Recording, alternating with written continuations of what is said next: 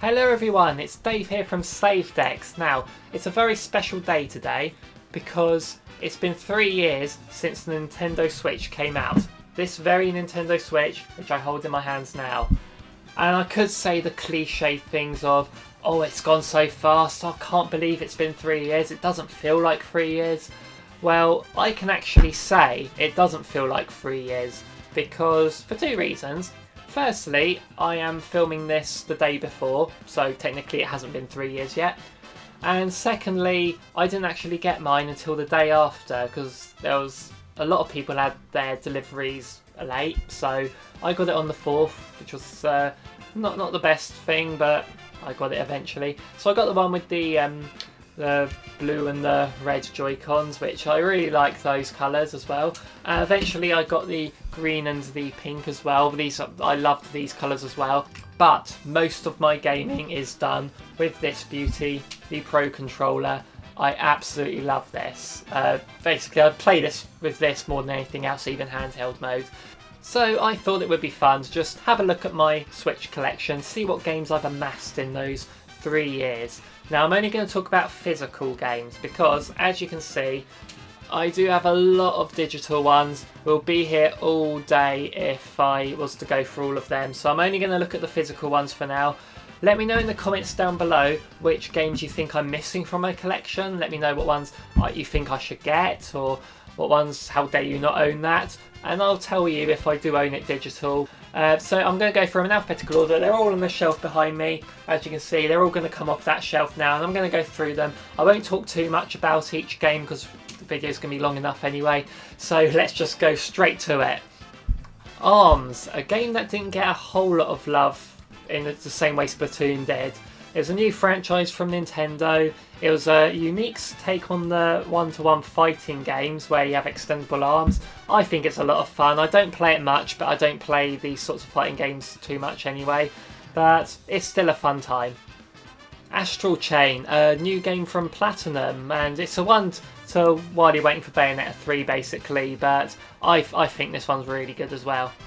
Binding of Isaac Afterbirth Plus. Now this is the only Switch game, the only game overall I own that isn't the PAL version. I have a friend who bought this one and he said he wanted more consistency with his physical collection, so he bought the PAL version afterwards and sold this one to me. So having that, brilliant game, roguelike. Yeah, I enjoy this one. The same friend got me Bomber Crew for my birthday one year, and well, last year in fact. And this is a strategy game where you're on a plane and you've got to manage your crew on there, and while you're fighting the enemy and things like that. It's a very hard game, but it's a fun one to stick with. Cave Story Plus. I ordered this one from Amazon, the physical one, because it comes with the extras, the goodies. Didn't come with a game though, which was really annoying. When you buy a game, you expect the game to be in there. So I contacted Amazon, they said I can keep it and they refunded me, that was all fine. Then about a week later, Cave Story went half price on the eShop, so I was like, I can't say no to that. So I do own the physical box, but I have it digital. Crash Team Racing Nitro Fueled, I've talked about this enough on my channel so far. Very fun racing game as an alternate to Mario Kart, and just a game in its own right, very, very good game. Dark Souls Remastered. Now, I don't know if you've heard this before, but this game is hard. Donkey Kong Country Tropical Freeze, a game so good I own it twice. FIFA 19, I'm not a football fan, my brother is though. We have fun playing these together. We do leagues where we set up crazy rules like one team has to always run the keeper out and things like that. It keeps it more interesting, but yeah, I have a fun time with them. Go Vacation is a Wii port, and it's a very weird one for them to release on the Switch, but Sophie likes it. It's more her sort of thing than mine, but what I really like is it reminds me of Wii Sports Resort, yet you're allowed to freely explore the islands and like the different areas as your Mii or avatar, and that's something Wii Sports Resort needed, so I really wanted to explore Woohoo Island, but this game beat them to it.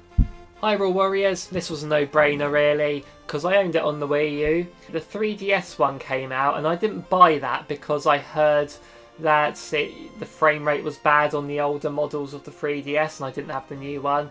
So when this came out with all the content from both games including DLC, I was like, definitely, and absolutely love it. Speaking of Zelda, Legend of Zelda Breath of the Wild, what can you say about this game that hasn't already been said? It's fantastic. We're getting a sequel at some point, hopefully this year, but we'll see.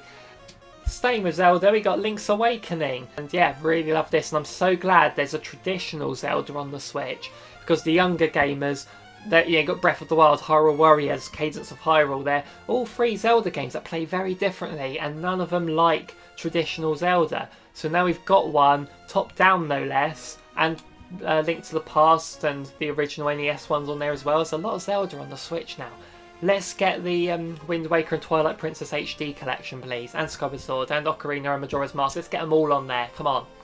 Couple of Legos, Harry Potter, DC villains. Yeah, I had these on the Xbox and I wanted them portable, so no brainer really. And yeah, I like the DC villains, so yeah.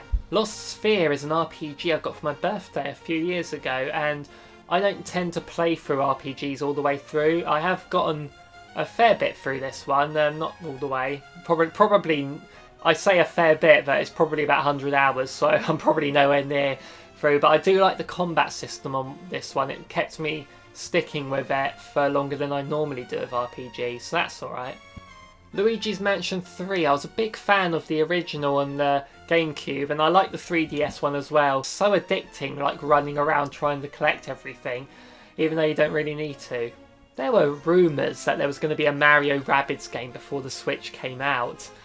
Mario Kart 8 Deluxe, yeah, I owned it on the Wii U, had to get it on the Switch, has a proper battle mode, just has all the DLC included. You can't go wrong, it's one of the most played games I have on the Switch as well, so me and Sophie play this online a lot. Mario Tennis Aces, this is a much better game than it was at launch. The actual gameplay of it is so good, the new special moves they've put in. It's so hard to explain it to someone though, I found. But when you play online with people that understand the new moves, I've had some insane rallies on this, it's so good. Mortal Kombat 11, I love this game and I hate it at the same time. I love it because it's a fun game, it's gory, it's just Mortal Kombat, what's not to love. I hate it because I bought the physical version to save space on the hard drive or on my SD card, and I knew going in there was like a 16GB download, which I had made my peace with that. It was all fine, all going well, until a few months ago there was this new update for it that needs like 12GB or something stupid like that. I haven't bought the DLC, so that's not the reason, but this game isn't playable to me anymore because I don't have the space. I need to get a bigger SD card. Poi Explorer Edition, now this is a fantastic game. It kind of reminds me of those 3D Marios, but it's similar. If you liked the N64 era, we had games like Glover and Rocket Robot on Wheels, sort of like lesser franchises that, or just one-off franchises that, but still fun, solid 3D platformers. This is that type of game. I highly recommend it. You can get it quite cheap as well, so it's definitely worth a look, this one. Pokemon Shield. In the first weekend I had it, I put about 16 hours into it, which is, especially an RPG as well. I don't put time into RPGs.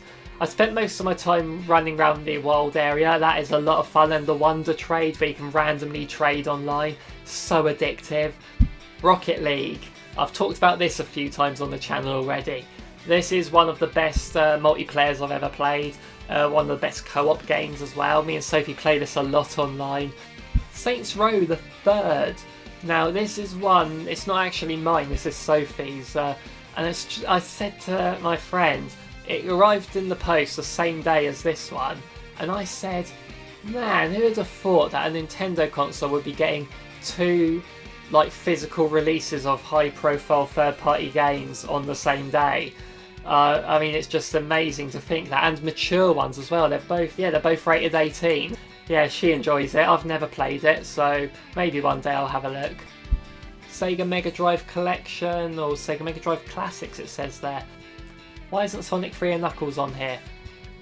Shantae Half Genie Hero. It's actually the Day 1 edition, which comes with this bigger box with other goodies in there. What's in there? You know, I don't think I've looked in that box since I got the game, but there's a CD with like the soundtrack on. That's pretty cool, I didn't know I had that. There's also an art book as well, and a bit of cardboard. Wow, I'm being spoilt here. That's just art from the game. That's pretty cool. Yeah, I do like that.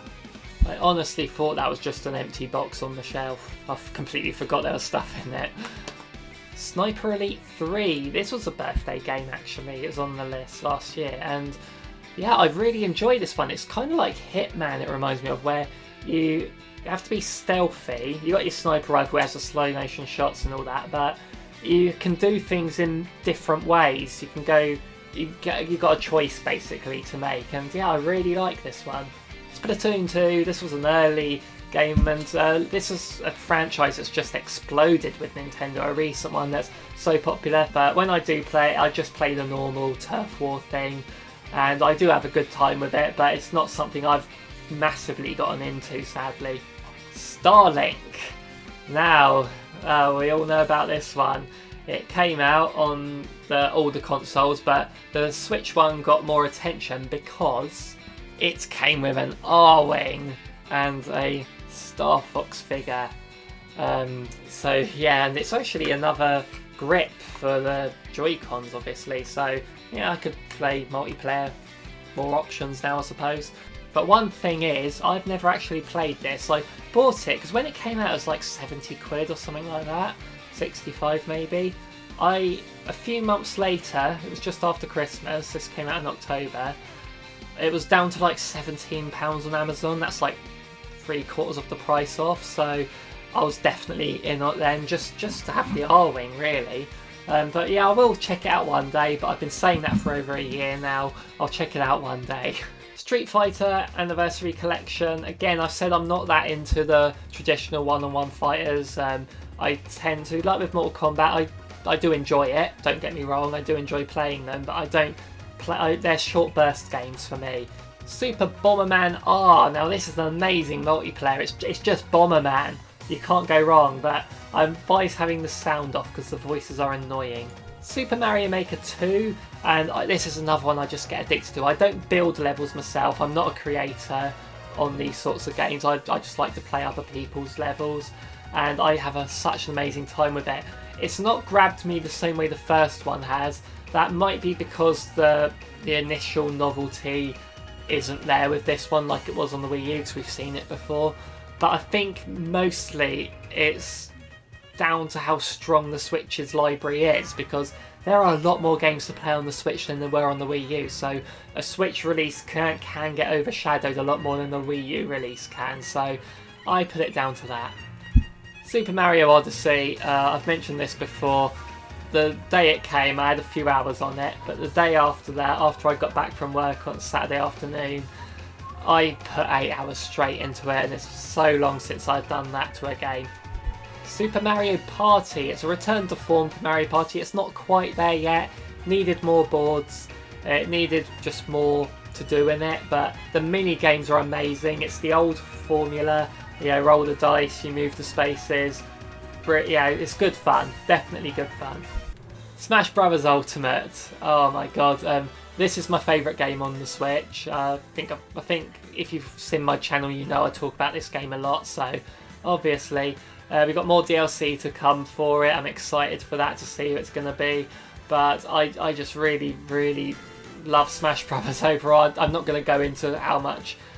I did get the special edition. I don't often get special editions, but I do really like this box. I love that banner art.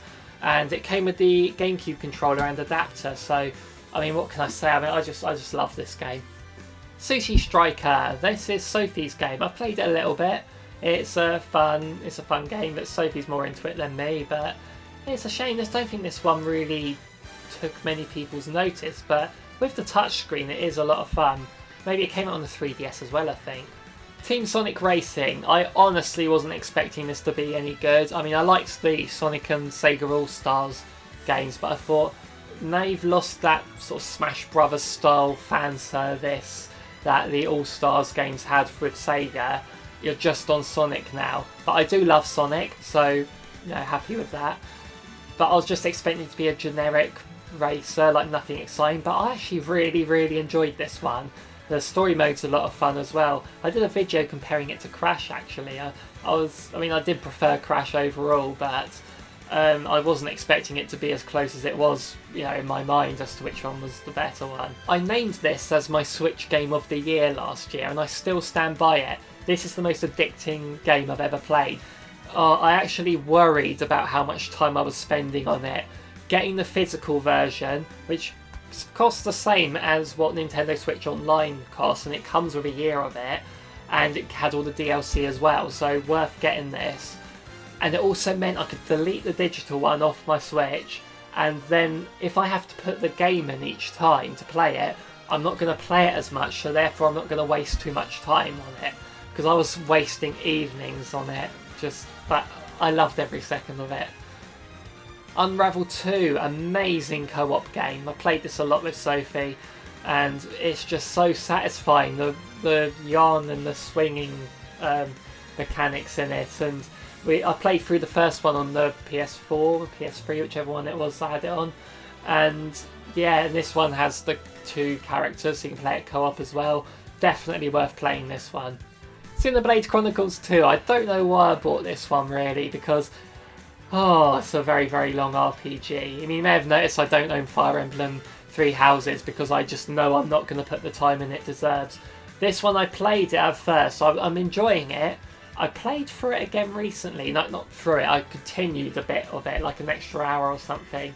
And I do like it, I am enjoying it, but it's just getting my head around to playing something like this is hard for me sometimes, so yeah, this one might never be beaten for me, but I have enjoyed what I've played of it, that's the main thing. Yooka-Laylee and the Impossible Lair. I haven't beaten the Impossible Lair, it's impossible. Last one, that was on the shelf behind me, Yoshi's Crafted World. This one, I remember when it came out, like nearly a year ago, I think last March. I was on my own that weekend and I played through it, I had a good time with it. And I really liked the designs, like you'd have like the house, but then when you flip to the other side you can see it's a cornflakes box and things like that. It's such a good aesthetic to it. Sadly though, the gameplay was a bit too simplistic.